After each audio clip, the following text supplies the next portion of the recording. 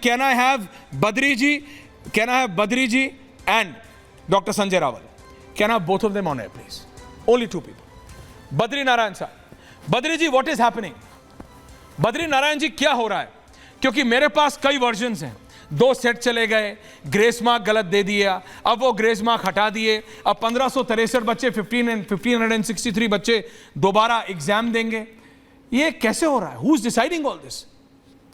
देखिए दो बातें हैं. एक तो ये है कि एक बहुत गंभीर विषय है ये, और ये इससे सभी सहमत हैं, लेकिन ये राजनीति का विषय नहीं है. ये बच्चों के भविष्य का विषय है, लेकिन राजनीति का विषय नहीं.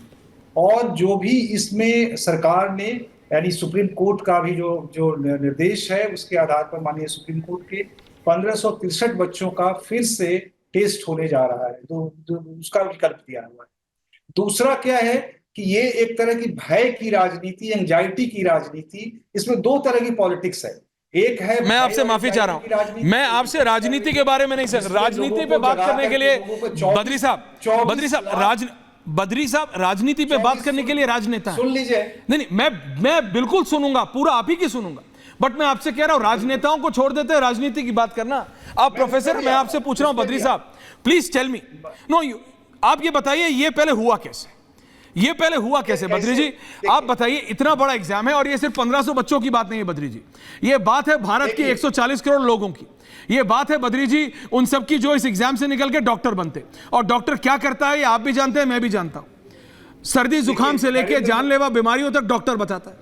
फेल होने वाले बच्चे को आप एम्स भेज के डॉक्टर बना देंगे तो उससे किसका असर पड़ेगा? हर एक भारतीय पर असर पड़ेगा. और टॉपर को फेल कर देंगे तो उससे क्या होगा? नुकसान देश का होगा. बद्री जी सर प्लीज एक्सप्लेन. बिल्कुल. एनटीए को आप जानते हैं, एनटीए पूरे देश में 13 भाषाओं में एग्जाम कराती है. लगातार गांव में, पहले सिर्फ शहरों में एग्जाम केंद्रित हुआ करता था, एग्जाम सेंटर्स गांव में ले जाए गए, कई भाषाओं में ले जाए गए. उसके कारण उनका रजिस्ट्रेशन बढ़ा है, 17% रजिस्ट्रेशन बढ़ा.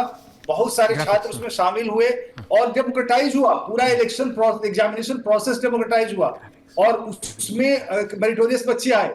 लेकिन ये जो आपको पता है, इसमें जो बड़ा खेल है वो है जो कोचिंग इंस्टीट्यूट की पॉलिटिक्स है. कोचिंग इंस्टीट्यूट हर बार इस तरह के डाउट क्रिएट आप कह रहे हैं कि कोचिंग इंस्टीट्यूट वालों ने पेपर गड़बड़ करा दिया. नहीं, मैं आपसे नहीं, प्रोफेसर साहब, Badri Narayan ji, sir you are a very learned person.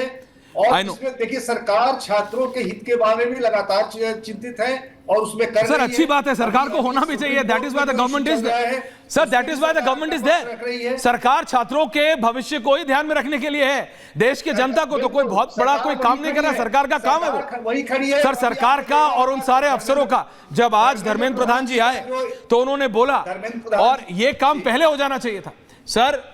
HRD department में हर एक अफसर का काम है ये, इसीलिए उसको वहां रखा गया है.